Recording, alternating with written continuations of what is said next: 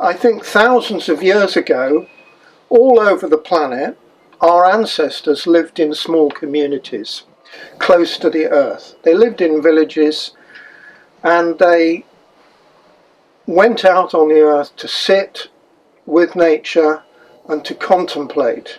What is the meaning? What are we here for? And what is our relationship with life and with ourselves? So by observing nature, they began to derive an understanding through that communion.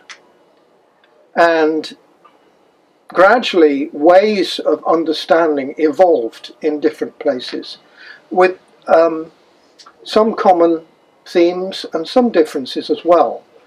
But so there were streams of earth wisdom teachings all over the planet. I mean, there's the Bon tradition in Tibet, the Druids over here, in Africa, in Australia, in every continent, probably except Antarctica, I should think. There were these lineages of earth wisdom teaching. I'm sure there are books here, there must be somewhere hiding on these shelves, touching on these. So the lineage that I carry and that my book is about, it actually flourished among the ancient Mexicans, the Toltecs, the Olmecs before them, and the Maya. And over time the Maya civilization got into warring between themselves, and there were migrations out from there to the north, and the teachings touched people in different cultures in North America. What we call North America, what's often been called Turtle Island by the local people there. And so this lineage, it was actually nearly wiped out when the Europeans conquered North America, and it hung by a thread until about the 1960s, when it was decided to give it out to interested people.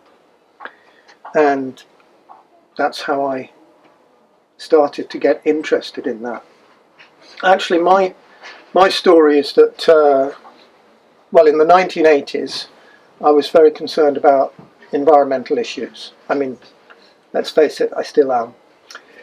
And I'd visited Amazonia. I'd been on a time teaching English in South America, gone into the rainforest and witnessed the destruction of the rainforest. I went to this oil camp where they were very welcoming, but there was this pristine rainforest all around, and they were letting off these explosions to measure the oil. And every time they did that, there was these shrieks and screams from the monkeys and parrots and all the beings of the rainforest. So at that time, it felt like, it felt almost as though life was tapping me on the shoulder and pointing me in a different direction. So for quite a few years I was campaigning, I was an activist, but I came to the question, well, why are we doing this? You know, what's behind all this? What is our consciousness, our relationship with nature that is so out of balance that we're actually destroying what really supports us? And what do we need to shift? So I was also exploring some of these wonderful traditions, Buddhism. Sure there are books around here about some of the things that I read and studied at the time. But a friend got in touch with me and she said, you know, you'd love this because you love nature, and you know, this is all about learning about who we are in connection with nature. Just to define a brief definition of earth wisdom, it's really coming into a relationship with ourselves and learning about who we are and developing ourselves, but through our relationship with nature. So learning that we are actually right in the middle of creation. We're not on the outside looking in. We're part of this whole thing. And we're related to plants, animals. I mean, it's obvious when you think about it, but it's so easy for us to be looking at, quote, the environment, as though it's a thing out there rather than that we're part of it. So earth wisdom teachings, it's a lineage of wisdom for us to tap into, and we can learn through being in nature, through actually noticing nature as we go around. Even in the middle of the city, there's still nature to see. I mean, looking at the sky, the weeds, the clouds going across, the pigeons. Just by being with that, we can actually connect to a deeper part of ourselves. So I brought this cloth to show you. This is my visual aid for this talk. This is a cloth which I use when I'm holding groups. And it represents the medicine wheel, the essential map of the earth wisdom teachings that I carry. And when you look at a map, an ordinary map of geographical territory, north is at the top, south is at the bottom, and it's the same with this. So this blue one is the north, and the south is down there. So you can see these 8 different colours, and in this understanding there are 8 different aspects of our intelligence and 8 different aspects of universal life energy. And so this is a way of laying them out and seeing how they relate together. So in my book I've written 8 chapters for those 8 directions, 1 for each, and written 4 shorter sections on each one to make it easily accessible. The other thing, while I'm holding this, I'll put it down in a minute because my arms are getting a bit achy. You can see these white rings, and you can see it's almost like ripples rippling out, isn't it? Does it look like that? So right there in the centre of this, you can put yourself at the centre of your own circle, your own life. So your energy is right there, and it's kind of rippling out and touching life around you. So the more we learn and activate these 8 intelligences within us, the more we come into our own wholeness, the more we're bringing that wholeness into life. So I'm going to say a little bit more about that later, but arms are getting a bit tired, so put this away for now. So in terms of writing the book, I've been studying this with teachers, as Lena was saying, from New Mexico for about nearly 40 years. And in the writing of the book, it took me a very long time because, of course, it's very precious information for me, and I really wanted to make it possible for people to get access to it easily. So I really wanted to make it engaging, entertaining, evocative.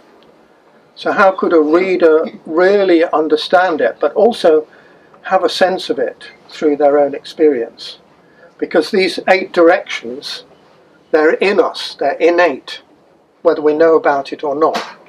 But we can actually be more conscious about activating these 8 aspects of energy consciousness.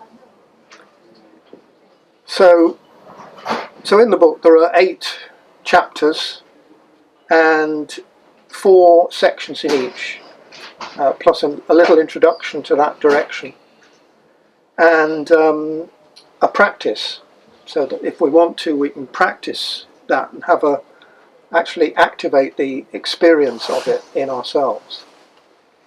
And the other thing I wanted to mention was that as I was writing the book, I had a working title which was A Journey to the Centre of Yourself. And so I was continually writing about the centre of ourself.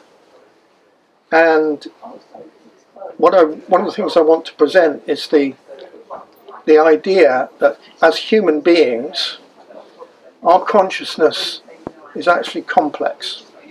That's why having 8 aspects, we can see the different aspects.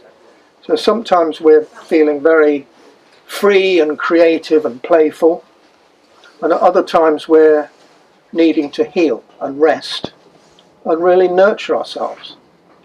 And then there are other times when we're feeling adventurous, like we want to discover new things, like when we go on holiday to new places. But that's not a great energy for doing your tax returns. So we need a different kind of energy for that.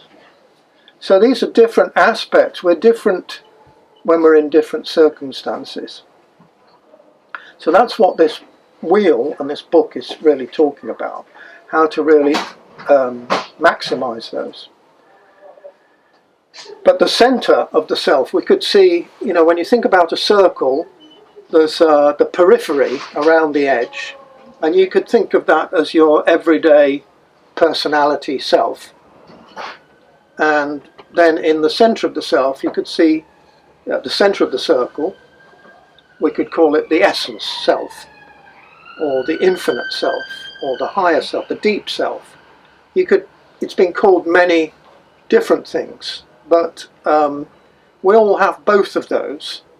It's just that for many of us, for a lot of the time, where our outer mind is really talking to us a lot. When we go into meditation and contemplation and quieten that voice down, it's easier to hear the inner mind, the inner voice of ourselves. And we need both, really. It's not to say that one is better, but we are out of balance in our culture because we're so busy doing things and thinking and not really coming into the present moment to really hear the inner voice. And I feel the more of us who are able to connect with our inner voice and our balance, the more we bring balance out into the world. So really the reason I've written this book and the reason I'm doing the work I do is to help us to come into that kind of balance, or we could call it wholeness, in order to bring wholeness and balance into our world. That's really why it's relevant. Two other things I want to say about it: the relevance of this teaching and the relevance of many of these traditions, really. But one point is to recognize our interrelatedness. So everything in life, according to this principle, everything is touching everything else. So energy is moving in cycles. We do something and then the energy goes out and it circles back to us. So cause and effect. Everything is moving in cycles of cause and effect. And everything from a tiny ant to a galaxy, it's a funny pronunciation, galaxy, way away, billions of light years away. It's all actually subtly affecting everything. Everything is affecting everything else. So I think when we recognize interrelatedness and that we're not separate, and everything that we do has an effect on everything else. So obviously, you go into a tea shop and order a cup of tea, hopefully you'll get a cup of tea back. That's cause and effect. You speak it out, it comes back to you. But more subtly, hello, welcome. So even our thoughts, the way we think about things, also has an impact. It has an impact on our body, our energy field, and on the people around us. So when we start to recognize that, we recognize that we're not powerless. We're all part of a great field of energy. I have friends who live over in Somerset, and at this time of the year you get these huge flocks of starlings. Have you ever seen those? Murmurations of starlings. Thousands and thousands of starlings, and they're moving in this incredible dance. All these birds. It's almost like a cloud, this kind of dance. It's like one being is moving together. And each of those birds is affecting how the whole flock moves and being affected by it. And it's the same for us. We are not just individuals, we're also a collective field of consciousness. So how we think about things, it actually affects how things turn out. So that's one thing. And the other principle I wanted to speak about was interiority, meaning looking inside here. You know, it's so easy for us to think it's all out there, it's all Trump and the news going on out there, isn't it? Isn't it easy to think like that? But actually putting our attention on what is going on here and how do I choreograph my own energy in here. And we have power to do that by shifting our thought, shifting our attention. You know, I was saying earlier that when we put our attention on nature, when we go and sit out in nature for a while and give our attention to the plants or to the trees or clouds, whatever it is, that just shifting our energy into that will help us to connect more with the center of ourselves. You know, one way is quietening the mind through meditation. Another is giving our attention to nature. Another is through appreciation and gratitude. These are all ways of helping us to connect with the center. So, come on in, welcome. Sorry. So before I forget, I must read you a piece from the book, of course. So I was going to read two pieces, but this one I'm going to read a little piece from the introduction, and this is a little bit more about the medicine wheel and what it is.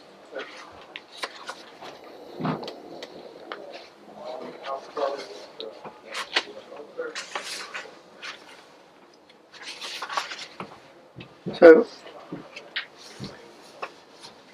if you walk out on the earth and go somewhere high, such as a hill or a mountain top, you'll see all around you the horizon. It's a circle where earth meets sky, and you're in the centre of it. And if you watch long enough, you'll see the sun rise in the east and set in the west. And if you're in the northern hemisphere, you'll notice the warmth spreading from the south and the cold coming from the north. Long ago, our ancestors noticed these and other circles in nature. They sat in silent awe around the fire as the stars moved around the heavens. They saw that the pupils of our eyes are circular, and so is our whole field of vision. Birds make their nests in circles, and many of the old people lived in circular dwellings, like yurts, teepees, and igloos. They baked bread in circular loaves, and many things in life move in circles. The ebb and flow of the tides, the dance of day and night, and the cycle of seasons around the year. Ancient people learned directly from the elements, earth, air, fire and water. They wondered at this mysterious universe, contemplating their relationship with the earth and her other offspring, such as plants and animals. They understood that all of life is a relationship. Everything is related to everything else. And everything, from stars to stones, rivers to rainbows, and carrots to kangaroos, is one thing, one song, the universe. Even the unseen world of consciousness is part of the universe. So gradually these insights evolved into wisdom traditions, and people created symbols to express and pass them on to their children. In many places around the planet, people built stone circles. These reflected the circles in nature and were symbols of wholeness and eternity. In the lineage I follow, the earth teachings are arranged in circles or medicine wheels, and this helps people think in a holistic way and see their relationship with all of life. So on your hill or mountaintop, you might like to build a medicine wheel. To the east, you would place one stone to honour the sun, the bringer of light and fire. Opposite, in the west, you'd place another stone for the earth, which gives us our form, our body, and it's the dark within the light. In the south, another stone for plants and water, and in the north, a stone for the animals and air. You can stand in the centre and see that you're related to the sun, earth, plants and animals. And then you might add a further 4 stones in the other directions. The southeast for the present, the southwest for the past, the northwest for the future, and the northeast for movement and change. And again, you can stand in the centre and imagine these 8 stones represent 8 aspects of you. In the east, your creative fire. In the west, your physical form. In the south, the growing power of your emotion. And in the north, your mind and heart. So that's just an introductory piece about the medicine wheel. There's another piece I'd like to read, but maybe we could just open it up for any questions that you might have about that so far, and then I'll read the other piece later. Yeah. Have you any views on how the medicine wheel can be used for healing health problems, or is that not within the remit? Well, it is within the remit. So one of the wheels, one of the essential wheels, is about, it says spirit. Our self has 4 aspects, and of course they're all part of a one thing. But we have spirit, emotion, body and mind. And if you affect one part of that, it affects all of them to some degree. So if you have, I don't know, if you have, say you have a hurt, an accident of some kind, then at some level that will affect you emotionally. So it does affect you spiritually and mentally if you have that. At the same time, if you bring healing to one aspect, you're also bringing healing to all of them. Because the word healing, it's connected with wholeness and also with the word holy. So wholeness has this element of holiness and sacred. So the medicine wheels are really all about healing in the biggest sense of the word. So in terms of an actual healing modality, it's not a specific modality, like say acupuncture or Western medicine or herbalism, but all of those, you could use the medicine wheel as a map to diagnose. Yeah. Thank you. Yeah. So I haven't quite got my head around the question, but from what I'm hearing, this idea of placing yourself at the heart of these medicines is an experiential connection of self to one's universe. So you're actually, your faith, your belief, your connections, something you're experiencing. You're at the heart of your experience, not just something that we're being told or we're reading about. Yeah. Yeah, I think it's important to experience it because it's not just information for the brain. So in this tradition, there's a sense that our whole body, we actually have 10 energy centres, which are a bit like chakras, but they're all seats of our knowledge, of our consciousness, if you like. So our heart has a sense of knowing that's not the usual thinking. So it's all about really, really experiencing it for ourselves and making the knowledge our own. But when you go and stand in the centre of the wheel, then you can see that actually we're here in life learning from all these elements, from earth, air, fire and water. Our body, we're made of those elements. We're not separate, but also we're here to learn from them. And I think it gives you a very different way of looking at life than if we're just kind of reading, looking at it from the outside or thinking that we're kind of separate. It's very easy as humans to think we're separate. So it's overcoming that, what Einstein called the illusion, the optical illusion that we're separate from the universe. Yeah. I had a bit of I don't know why, but I had a bit of a reaction of placing the person, or maybe myself, in the center.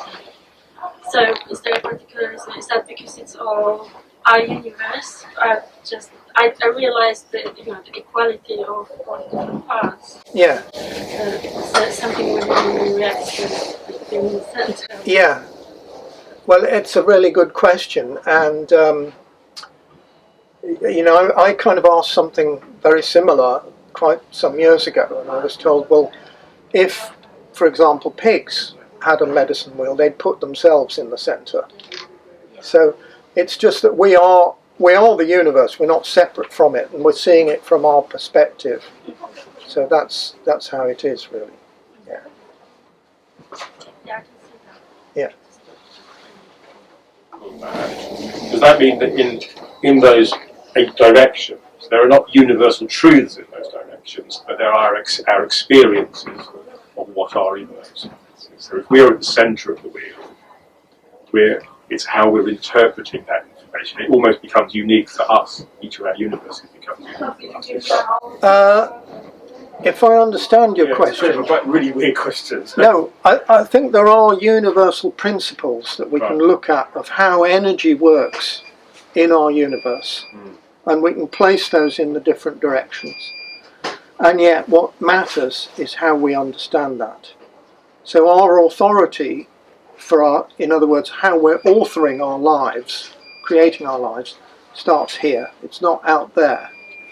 It needs to start in here. So, the sacred, the divine is within us and within all things. But it starts within us. Does that... Yeah, I think that's... yeah. Just one of the intuitive things, right? Yeah. So, look, shall I just read the other piece? I'll tell you, I was going to read... The other day I was talking with my wife about what I was going to do tonight, and I had this idea. And there's a piece that I've read before at another book launch, and she said, I think you should do that one. And I was thinking, no, I'm going to read the other one. And then I was doing something on the computer, waiting. Anyway, long story short, I just picked up my friend's book, and it was talking about the same animal that I talk about in this piece. So I think the universe was saying, read that piece. So I'm going to read that now. And it's really about the animals and how we can learn from them. So it's called the Way of the Animal Teachers.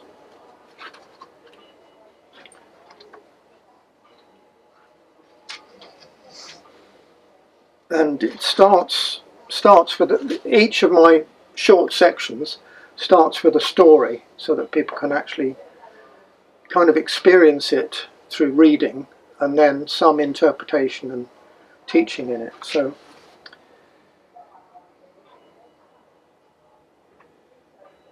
there are moments when nature looks you straight in the eye. In its timeless presence, you can't hide. You can't pretend. You can only be in the raw, not knowing of who you are.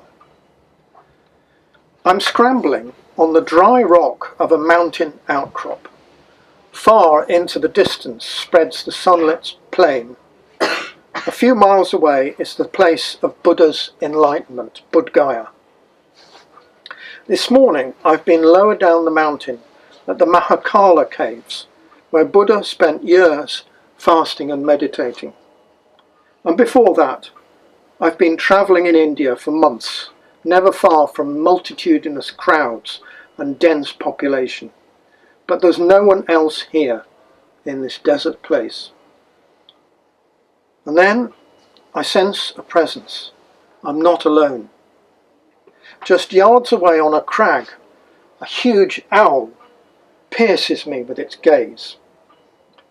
I stay for an eternal moment, transfixed, skewered by its stare. Its orange eyes flay me to the core, strip away layers of thought, peel away all ideas of who I thought I was. The owl and I are one, eternal mystery. And then my humanness starts up again. Perhaps I can get a bit closer. I look down at the ground to move, look up, and the owl is gone, the silent sky empty. Thinking back to this incident across the years, I see I wasn't conscious of the fullness. I wasn't conscious of the fullness of the owl's gift. Yes, I was moved. I felt reverence. I thought I was lucky to see it, but I didn't think I'd received a sign. Now I know that when an animal spirit comes to you, pay attention, especially if it's doing something unusual, as this was. Eagle owl usually hunts by night. When it comes in broad daylight, it brings a dream message. So I didn't trust my intuition to interpret it at the time, but now I believe the owl was calling me to dream deeper. Before going to the Mahakala caves, I'd been on a retreat in Bodh Gaya, spending long hours in meditation. That spiritual quest had opened a space for my yearning to come forth and my heart to reach out to the animal spirits. And the dreaming mind of Eagle Owl had responded by fetching me into its presence. I wasn't conscious of it, but I was being called to journey in the subterranean realms of the psyche. When fate knocks on your door, you only need to open it a crack. At the surface level of mind, things are just what they are. But there are ancient depths where myth and metaphor speak of the primal. And when you look in the great mirror of creation and see the reflections of animal spirits, they are symbols of the primal.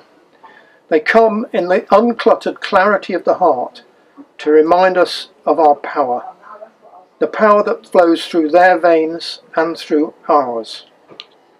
At the prose level, they're just animals, but at the poetic, they offer us shards of raw power. They've never forgotten their connection with the web of life, and this they can reawaken in us insofar as we open to it. Our primal mind sees animals in everything, glowing in the embers of fire, riding in clouds upon the wind, or etched in the faces of stones. So that's just a piece from that part. It'd be lovely to hear if anybody's got any stories of animal encounters like that. Even looking at a domestic animal like a dog. You know, we have a dog at home, and sometimes she just looks at you with her, luminous brown eyes, and you feel like this. She's not thinking about stuff. She's just life, and it can help us to connect with that part of our own consciousness. So, what should we do now? Just interested about the colour correspondences. Like, where does that sort of come from? Well, a couple of things come to mind about that. One is that the yellow in the east is also the direction of the sun, where the sun rises, and it's the direction of sun and stars, fire, spirit, and so on. And then opposite, the purple, yeah, you can also see it on here, can't you? Well, of course, they're in the order of the rainbow, and that's suggesting that light. We need every colour of the rainbow for it to be pure white light. So it's kind of saying that life energy is light, and we need all of these 8. And when we awaken all of these 8, then we have that. We come into that wholeness, into that white light. Yeah, the full spectrum of consciousness.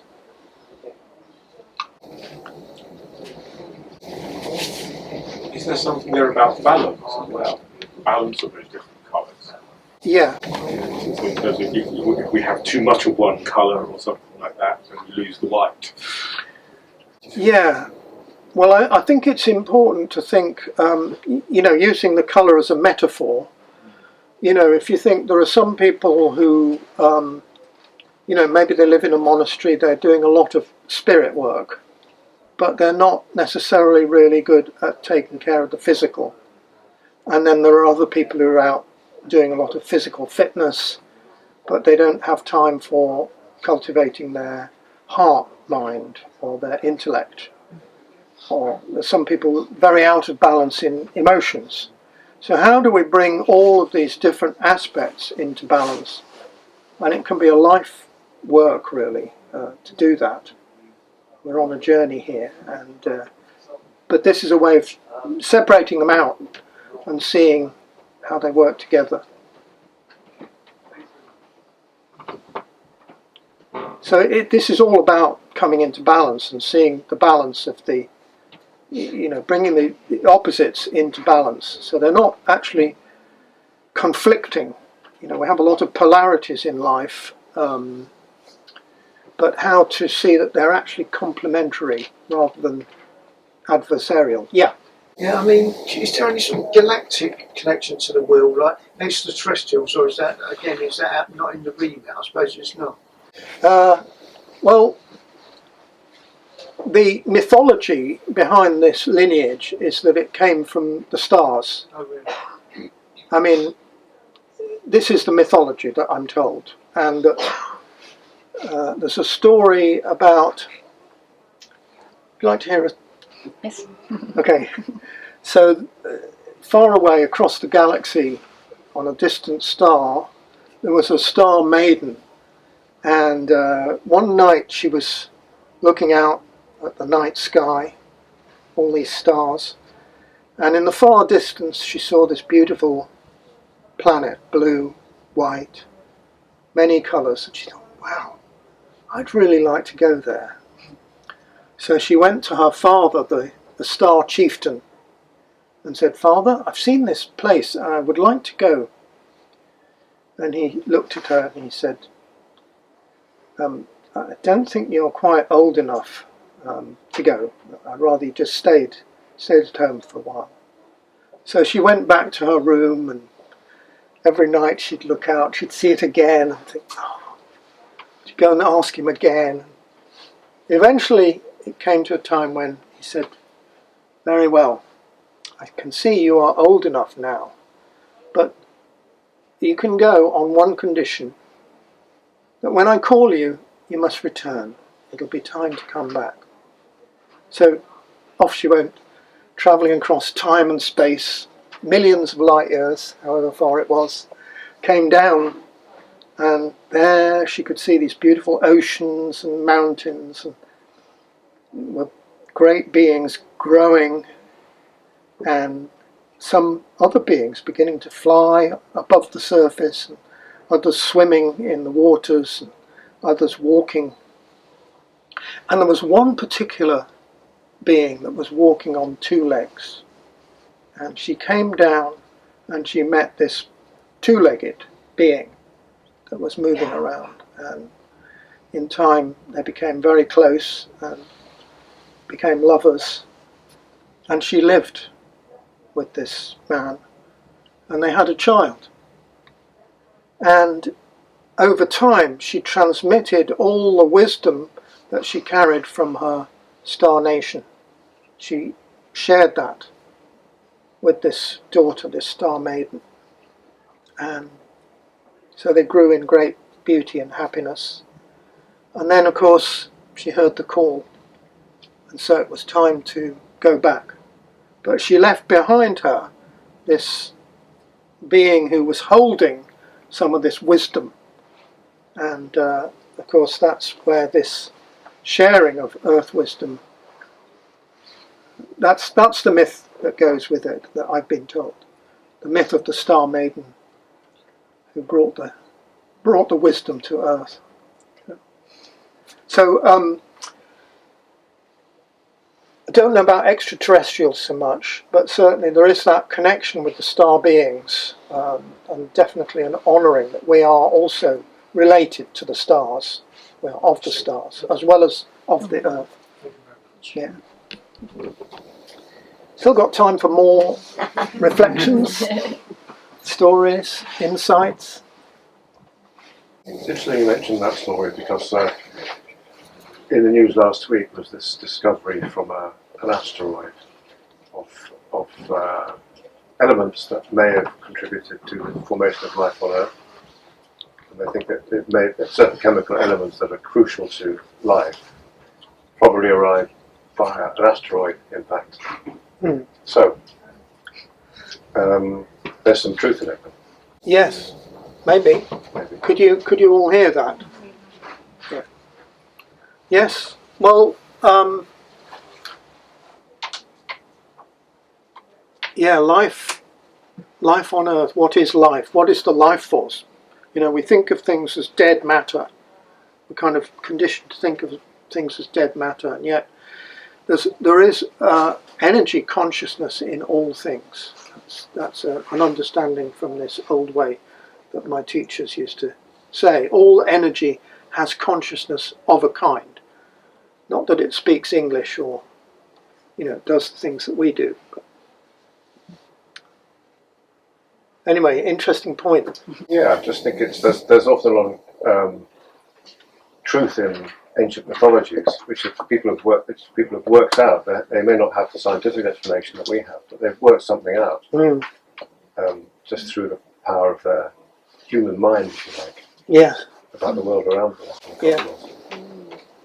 Yeah. Well, it's just amazing how much you come in this room, and you can just see how much wisdom has been distilled by so many humans into written form. Wonderful. Yeah. You can answer in any way you would like, but what would be practical ways of using the wisdom in daily life, or maybe some rituals that you could share with us? Yes. Well, there are many ways, really. It's partly about how we choose to use our attention and how we approach things. So, and every day, just what comes to my mind, it's like we wash our hands, brush our teeth, turn the tap on, but it's also noticing that we're with the water. So you could do that, you could aim to do that washing of the hands, just give that complete attention rather than thinking about, the next email you're going to write or, what's needed later on. I think one thing I would say is that I think our connection with nature is really important. And I don't live in London myself, but I met somebody a few months ago and he said that the trick to living in London is leaving it every so often. I mean, there are lots of parks and gardens in London where you can go and be close to nature. And actually, as I said at the beginning, nature is always there. Even on the tube train, we can drop into inner stillness on the tube train. And, we don't have to be on our phones all the time. It's okay, but to have a few times a day where we create a gap in our consciousness and drop into present moment awareness. Whether we're washing our hands, sitting on the tube and noticing our breathing, whatever it is, but just give our consciousness some space. That will enable us to make a better connection with the centre of our self. So, I mean, there's lots of suggestions in that book as well. So, thank you for the question. Go ahead. I don't know, mine is more of a reflection rather than a question. Great. Because I've just recently been to Finland to study something called forest mind. So it's kind of like Shinrin Yoko or forest bathing. And it just makes me reflect. Again, it's that same concept that we need to reconnect with nature, and I think by doing things to reconnect to nature, then we have the ability to kind of heal that whole circular self around, like all those aspects of ourselves, because it's so powerful to take that time. But I think culture is so, like, at the moment, the world runs so fast all the time, and a lot of times people don't take the time to just slow down and sit under a tree, and so it's very simple. You can do it so simply, but the power of it is incredible. That, just like you were saying at the beginning, just that sitting and observing nature or noticing what's around you. And I think it has the ability to heal so much in our world at the moment. And I think we're going, AI is coming and stuff. Like, there's just so much stuff going on that I think we really need to, I think the world is calling for us to find that balance again. Because I think we've lost our way a bit. So more of a reflection. Well, a beautiful reflection, And I've had the pleasure of going to those forests in Finland myself, and they really are something, because just go on and on. And some of them in the north, they're really pristine forest that's not been logged or touched by humans so much. So you can really connect with the wild nature. And when you go into wild nature, in its primordial state, it reminds us, it takes us into our primordial balance. So very important. What you're saying is very important. And I've personally come to the point where I'm trying to have a day off, where my phone is off, I'm not on the computer, 24 hours, it's off. Now, of course, it's difficult, because you think, I wonder, I just want to check the weather forecast, or, just want to see if I can get tickets for, but actually having that space, that digital space, it's so helpful to me to come back into balance and de-stress. Very important. And at the moment, it's finding out what Trump did today. What Trump did today. Something new every day. We're all kind of fascinated. What's he going to do next, Anyway, but, the answer to Trump, I think, is to do our work that we need to do to actually practice coming into balance and connecting with the inner. Your reflection about washing your hands, just a reflection from me. I happened to be talking to someone last night who was talking about their inability to be able to hold themselves in a meditative space. Right. And it was like, I was saying, actually, wouldn't it just be, actually, don't worry about trying to find a meditation, but just set yourself the goal of just doing one thing at a time. Because actually we have this desire to multitask, don't we? You go in the shower and we think about how we're going to plan the day, or what the shopping list is going to be, or we're on the school run and we want to be somewhere else. It's actually try just doing one thing at a time and be really in that way. Oh, I can't meditate. We're listening to that thought. We're listening to every thought we have. If we just, it's just somehow noticing,